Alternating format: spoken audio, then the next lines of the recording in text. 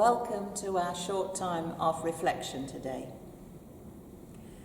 That first song is one of my favourites, Spirit of God, unseen as the wind, and to a most beautiful traditional Scottish folk tune. I was inspired to think about the wind and the Spirit of God in the image of wind when I found out that this week, the 15th of June, is Global Wind Day. Who knew? Apparently since the 1970s there has been a special day across the world for celebrating and learning about wind power. Now, of course, these days we're all looking for new ways in which to fuel and provide energy, ways that are less damaging to our climate. And wind power is one such.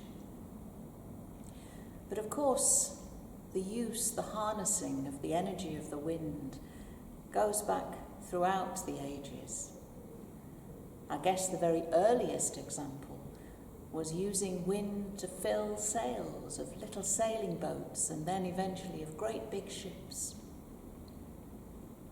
2,000 years ago, the first windmills were fabricated, using that energy, that power, to move water or to grind corn. And it was in the late 19th century that they began to experiment with the use of wind to generate electricity, particularly in Denmark.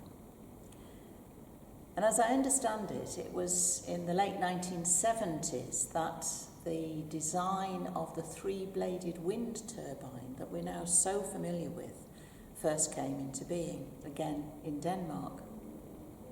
And we see them everywhere now, don't we? Offshore, along our coastline, on land, as we drive along our motorways. I know some people think that they're an ugly addition to the landscape. I rather like them. I think they can be beautiful and elegant in their own way, majestic. And I can't help noticing the three-blade design. very Trinitarian as we come up to Trinity Sunday this week. I wonder if maybe St. Patrick might have used it as an addition to the shamrock to explain the understanding of the Trinity. I'm also reminded, in thinking about God as Spirit, of so many images in our hymns, in our Bible readings, in our Christian tradition. In Hebrew, ruach is the word for spirit and breath and wind, all the same word.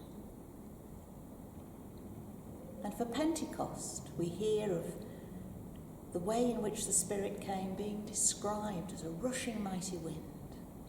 It's a very powerful symbol. I'm reminded too of what I always thought was a childhood ditty, but I remember it from my early years, but it seems it's actually quite a well-regarded poem by Christina Rossetti. Who has seen the wind? Perhaps you know it. Who has seen the wind? Neither you nor I, but when the trees bow down their heads, then the wind is passing by. I've always loved that and hung on to it as a way of understanding our faith, really. Sometimes people say, how could you believe in a God that you can't see, can't prove? Well, we can't see or touch the wind, and yet, my goodness, we can see the impact it has on our world. And so too, I think, the Spirit of God. We can see God's love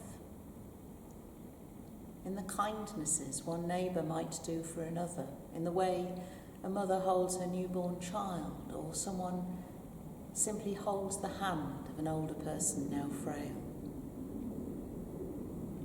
We can see the peace of God's Spirit. We can see too the strengthening of God's Spirit in many difficult times and situations. We can see its impact, but often only when we look backwards, then we can see the patterns and see where God has been at work. And if we look forward, then perhaps, like those disciples at the first Pentecost, we might take the invitation to allow ourselves to be open to that Spirit, to that rushing mighty wind, to be affected by it, changed by it, blown wherever God will have us go. We say, don't we, at the end of our services, go out in the Spirit of God to live and work in the world. I'd like to share with you a short prayer, which is by John Taylor, a well-known priest, author and poet.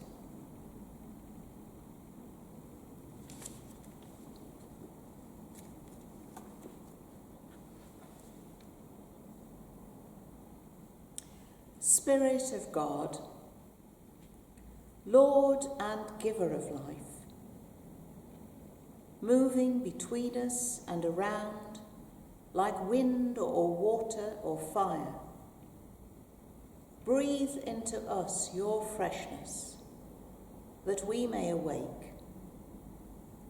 Cleanse our vision that we may see more clearly.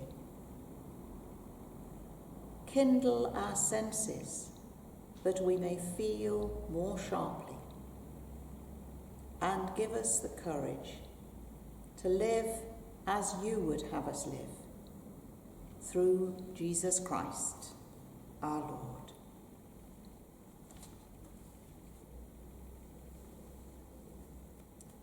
Send us out in the power of your Spirit, we say. I invite you this week to look back, see where God's wind God's Spirit has been blowing in your life, and be thankful for it. And look forward with openness to where he will take us next. Go well this week. God bless. And we end with another song which continues our theme. I hope you enjoy it.